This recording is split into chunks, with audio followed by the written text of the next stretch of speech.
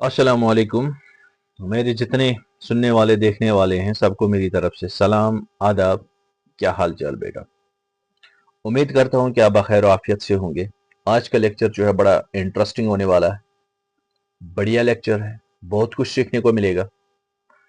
तो मेरी रिक्वेस्ट है हर एक से कि कॉपी कलम पेन वगैरह अपने साथ रखिएगा। हो सकता है किसी किसी चीज़ को आपको यहाँ पर लिखने की ज़रूरत पड़े, नोट करने की ज़रूरत पड़े तो नोट कीजिएगा। ठीक है, टाइपिंग के बारे में हमने आज पढ़ना है। मेरे ख्याल से कुछ कुछ स्टूडेंट्स ऐसे होंगे, बहुत सारे ऐसे होंगे जिन्होंने ये लफ्ज़ पहली बार सुना होगा कि ऐसा भी कोई कंसेप्ट होगा लैंग्वेजेस में टाइपिंग का। अगर टाइपिंग का कंसेप्ट जो है नहीं सुना होगा आपने, लेकिन एक बात तो सुनी होगी। क्या? कि फला लैंग्वेज जो है वो स्टैटिक टाइप लैंग्वेज है यार, स्टैटिक टाइपिंग लैंग्वेज, ये तो सुना होगा आपने। ठीक है, या आपने ये भी सुना होगा कि फला लैंग्वेज जो है वो डायनामिक टाइप लैंग्वेज या डायनामिक टाइपिंग लैंग्वेज। ठीक है, ये बातें आपने सुनी होगी, ये अल्फाज आपने देखे होंगे किसी किसी जगह पर। ठीक है, तो आज हम इसी चीज को क्लियर करने वाले हैं। What do we mean by static typing और स्टैटिक टाइप्ड लैंग्वेजेस, और what do we mean by dynamic typed languages. ठीक है, तो चलिए पहले स्टार्ट करते हैं टाइपिंग से। व्हाट इज टाइपिंग, उसके बाद ही हम ये देख पाएंगे कि डायनामिक क्या है और स्टैटिक क्या है। हाँ जी, टाइपिंग क्या है? So far as definition of typing is called, so far as definition of typing is concerned, तो उसके लिए मैं सबसे पहले एक प्रोग्राम लिखेंगे, एक कोड लिखेंगे सी लैंग्वेज में। सी लैंग्वेज का एक कोड है। कौन सा कोड? मैं कोड लिखूंगा int a is equal to 12,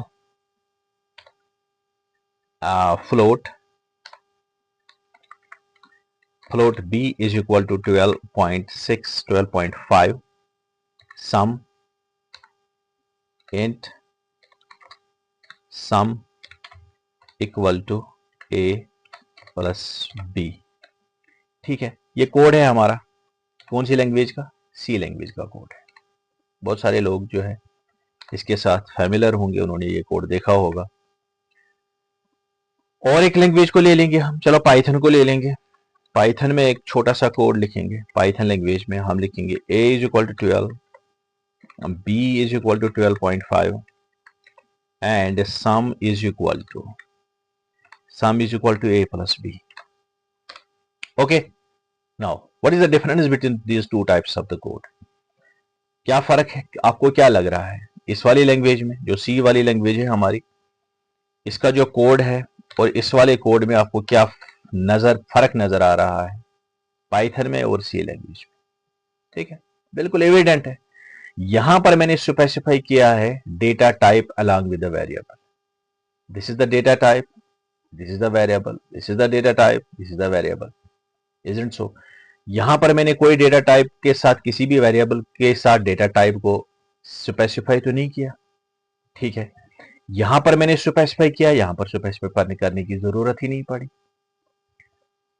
तो कहने का मतलब क्या है कि अगर आप स्पेसिफाई कर रहे हो डेटा टाइप, या प्रोग्रामिंग लैंग्वेज को आप अथॉरिटी दे रहे हैं कि वो खुद स्पेसिफाई करे आपके वेरिएबल्स का टाइप।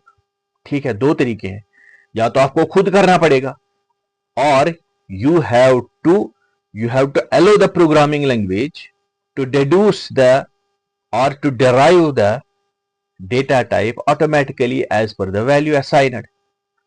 ठीक है, तो या तो आप खुद कर रहे हैं या प्रोग्रामिंग लैंग्वेज खुद कर रही है as per the value that you have assigned. ठीक है, तो इस बुनियाद को हम, इस चीज को हम, जहां पर हमें जरूरत पड़ती है, क्या हमें स्पेसिफाई करना है या नहीं करना है, उसको हम कहते हैं typing. Typing means It involves what it involves? It involves what it involves? Specifying. It involves specifying. It involves specifying the data type to the variable. The data type to the variable. It involves specifying data type to the variable. Okay. Or what? Or allow the programming language. Or allow the programming language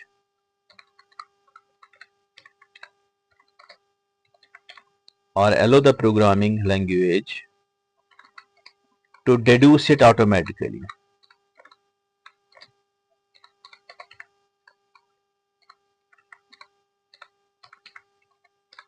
ठीक है, to deduce it automatically.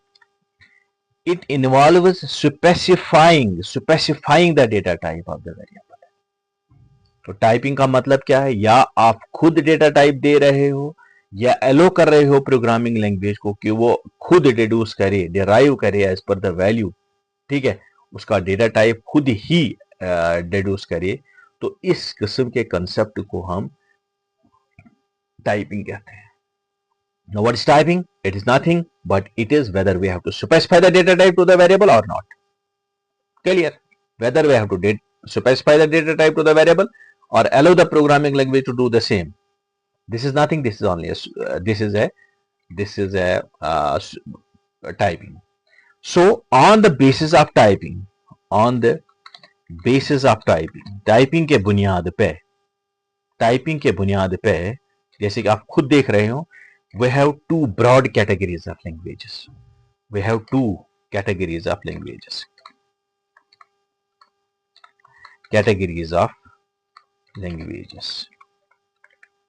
ठीक है, इसके बुनियाद पे हमारे पास दो categories होती हैं प्रोग्रामिंग लैंग्वेजेस की।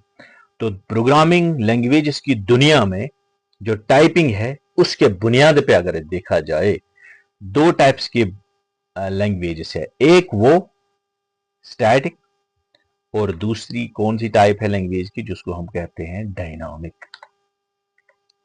ठीक है, क्लियर हो रहा है? अच्छे से क्लियर हो, कोई मसला तो नहीं है। उम्मीद करता हूं कि आप अच्छे से सुन रहे होंगे।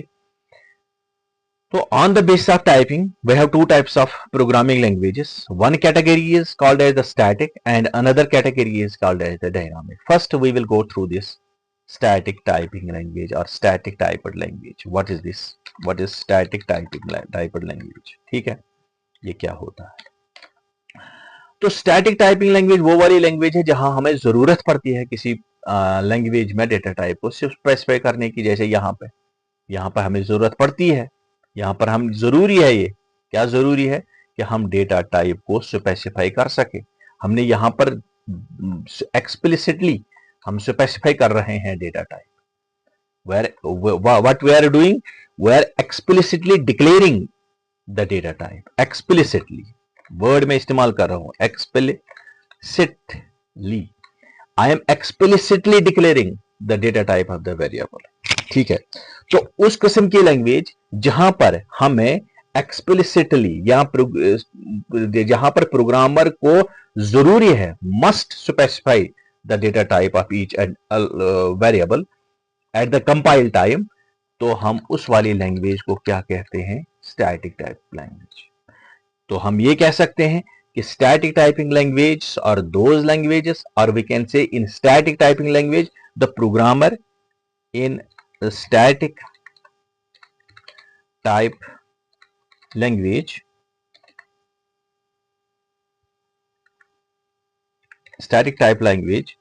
the programmer must specify. What to specify? Must specify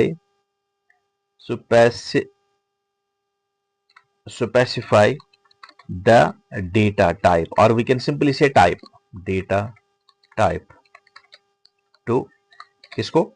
To with each variable. हाँ, with each variable. Clear?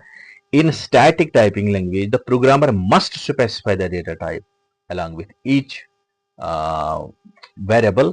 कब? At compile time. जब वो प्रोग्राम को कंपाइल कर रहा हो, प्रोग्राम को लिख रहा हो, उस समय जरूरी है कि प्रोग्रामर अपने वेरिएबल्स के साथ उसका टाइप डिक्लेयर करे.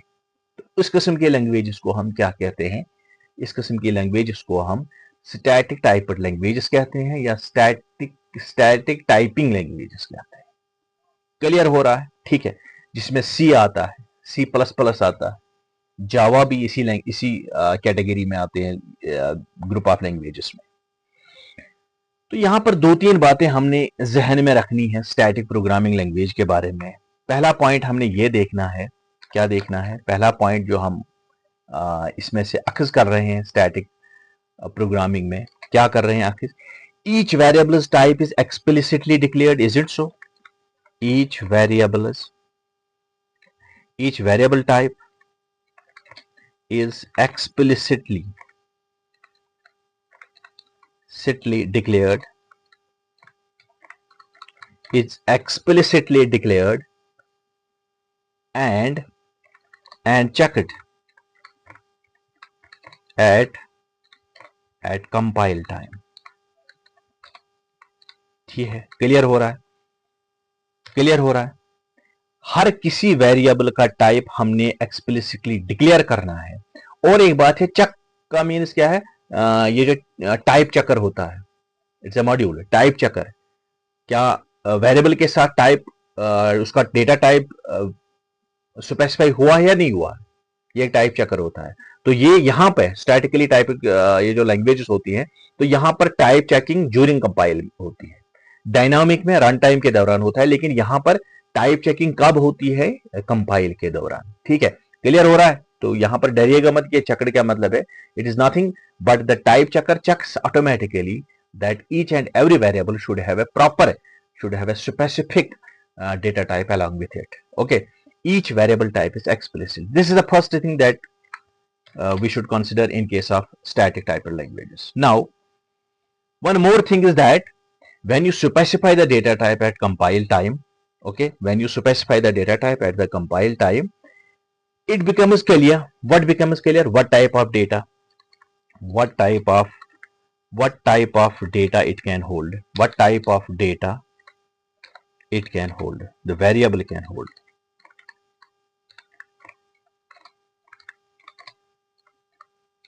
ये तो बिल्कुल क्लियर बात है. when you specify the data type along with the variable, it becomes clear. What it becomes clear? What type of the data variable can hold. For example, if you declared any variable as int, then it is clear that it will hold the integer type data. Clear? If you declare any variable as float, then it is clear, it is evident that it will hold only float type of the data. This is the first thing that becomes clear when you declare the type of the data. Second, और एक चीज जो clear होती है by specifying the data type is that what type of operations can be performed on it. What type of operations can be performed on the variable. Isn't so? ठीक है. दो चीजें जाहिर होती हैं, क्लियर होती हैं जब आप किसी का डेटा टाइप डिक्लेयर करते हैं. First thing is it will declare the type of the data that it can hold. It means it will impose a system of limit. ठीक है. बाउंड्री टाई होती है. System of limit has been imposed. A constraint has been imposed. It is a type of constraint that has been imposed on the variable. Isn't so? And second thing is that when you define the data type of any kind of the variable, you are declaring the type of the operations that can be performed on that variable. Suppose in case of in case of int, what type of operations it can support? It can support all the arithmetic operations. Isn't so? It can support arithmetic operations. Arithmetic. It can support arithmetic operations. ठीक है. In case of float, it can also support arithmetic operations. But if you specify the variable as string, it will not support arithmetic operation. It means that when you declare any type of the operation, any data type of the operand, type of the variable, you are declaring the type, you are declaring the operations which can be performed on that type. Isn't so? Clear? ठीक है, clear हो रहा है. हाँ जी. और जितनी भी languages इसमें आती हैं जहां पर इस किस्म का माहौल है, जहां पर हमने डेटा वेरिएबल के साथ डेटा टाइप देना है, उनको हम static typed languages, sorry, static typed और टाइपिंग लैंग्वेजेस कहते हैं. क्लियर हो गया? यहां तक क्लियर है?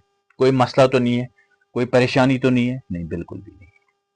चलो थोड़ा सा इसके बेनिफिट्स के बारे में हम जानेंगे. क्या ये बढ़िया है या नहीं है, उस पर मैं पूरा बहस करूंगा आज. तो दोनों में, स्टैटिक और डायनामिक में बेहतरीन कौन सी लैंग्वेज मानी जाती है, बढ़िया कौन सी है प्रोग्रामिंग के लिहाज से, सॉफ्टवेयर डेवलपमेंट के लिहाज से बढ़िया कौन सी लैंग्वेज है, हम आज इस पर बात करेंगे. चलो यहाँ पर हम थोड़ा सा जानेंगे इसके बारे में, बेनिफिट्स के बारे में, और मैं कहूँगा एडवांटेजेस के बारे में. एडवांटेजेस, किसके एडवांटेजेस हैं? हमने एडवांटेजेस देखने हैं, क्या बोलते हैं हम इसको, स्टैटिक टाइप्ड लैंग्वेजेस की. ठीक है. First benefit is and first advantage is that it helps us to detect the errors early, or we can say early error detection.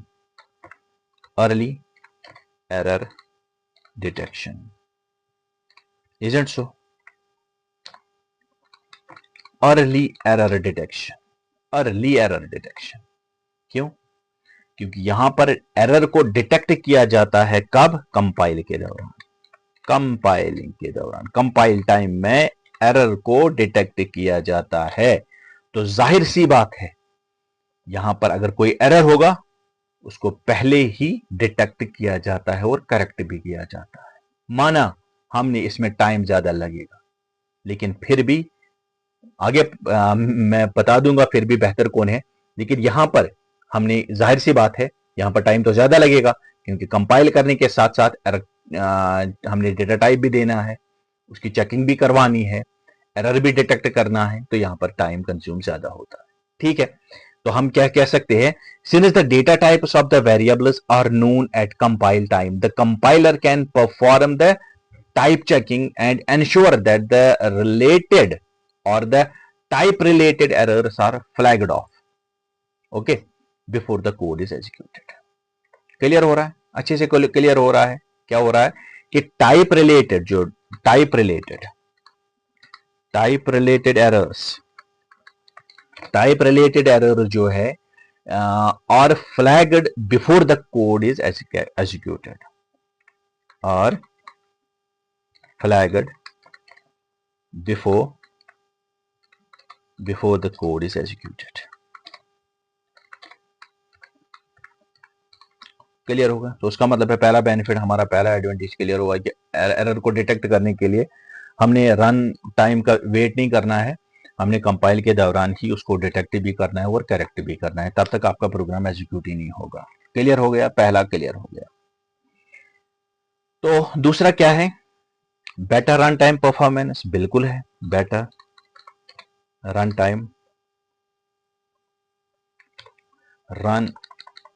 Time performance. हाँ जी, बिल्कुल है. यहां पर अगर आप देखोगे, रन टाइम के दौरान हमें कोई एरर को ढूंढने की जरूरत नहीं होगी, क्योंकि हम उसको पहले ही कंपाइल के दौरान क्लियर करते हैं. कंपाइल टाइम में हम उसको पहले ही कंपाइल टाइम में क्लियर करते हैं. तो रन टाइम के दौरान हमें किसी भी एरर को डिटेक्ट करने की, जो टाइप रिलेटेड एरर को डिटेक्ट करने की या करेक्ट करने की जरूरत नहीं पड़ती है. तो ये जो रन टाइम परफॉर्मेंस होती है वो स्टैटिकली टाइप्ड या स्टैटिक टाइप्ड लैंग्वेजेस में बेटर होता है. बिल्कुल क्लियर है ये दूसरा।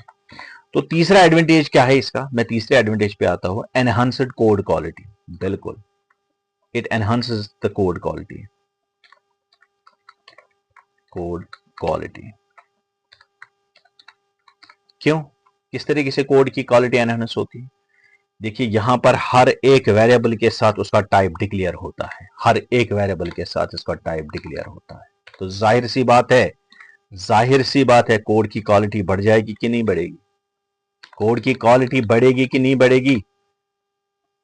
टैग लगा हुआ होता है, कंपनी का टैग जिस तरीके से कपड़े पे लगा हुआ होता है तो हम कहते हैं कि बढ़िया है, इसकी क्वालिटी बढ़िया है, फलां कंपनी से आया है। तो इसी तरीके से यहां पर भी हर वेरिएबल के साथ उसका टैग लगा हुआ होता है, तो जाहिर सी बात है उसकी क्वालिटी जो है वो एनहांस होती है। क्लियर हो रहा है? Here developers have to adhere the type constant leading to more keen code design. Keen code design, keen code design and keen code design, और we can say the code becomes cleaner, हाँ, and cleaner code। Clear हो रहा है? हाँ जी clear हो रहा है। क्या क्लियर हो रहा है कि स्टैटिक जो टाइप्ड लैंग्वेजेस है वहां पर हम जरूरी है, हमें वहां पर हमें किस चीज की जरूरत पड़ती है? हमें वहां पर हर वेरिएबल के साथ उसका टाइप डिक्लेयर करना है। जब टाइप डिक्लेयर करोगे तो जाहिर सी बात है आपका कोड क्लीन बनता है, कोई शक शुबा नहीं रहता है, उसकी क्वालिटी बढ़ जाती है। चौथा भी है इसका, फोर्थ वन, वो भी लिखेंगे, it enhance, it improves performance. ठीक है, इंप्रूव्स परफॉर्मेंस, परफॉर्मेंस इंप्रूव होती है इसमें। लग तो नहीं रहा है लेकिन बिल्कुल क्लियर है, मैं आगे ये क्लियर कर दूंगा आपको। Improves performance. आपको लगता होगा कि यहां पर हमने कोड का टाइप डिक्लेयर करना है, और जो डायनामिक है वहां पर कोड टाइप को डिक्लेयर करने की जरूरत ही नहीं पड़ती, तो यहां पर इंप्रूव कैसे हो गई परफॉर्मेंस? यहां पर होती है। ठीक है, here the type information is known at compile time, so the computer can so the compiler can optimize the code more efficiently, lead to faster execution। faster execution क्यों क्यों फास्टर एग्जीक्यूशन होता है? क्योंकि कंपाइलर को already पता होता है type of the code, वहां पर आप उसे स्पेसिफाई करने की जरूरत नहीं पड़ती, तो उसकी परफॉर्मेंस बढ़ जाती है कंपाइलर की। ठीक है, तो ये जो कुछ एडवांटेजेस के बारे में हमने पढ़ा है, किस एडवांटेज के बारे में? स्टैटिक टाइप्ड लैंग्वेज के एडवांटेज के बारे में हम पढ़ चुके हैं। क्लियर हो गया? तो आने वाले लेक्चर में मैं डायनामिक टाइप्ड लैंग्वेजेस के बारे में पढ़ेंगे कि उनका वो क्या होता है डायनामिक टाइप लैंग्वेज, और उसके बाद ये भी पढ़ेंगे उसके एडवांटेजेस, और उसके बाद मैं दोनों में कंपैरिजन करूंगा कि सबसे बढ़िया लैंग्वेज कौन सी होती है। तब तक के लिए खुदा हाफिज।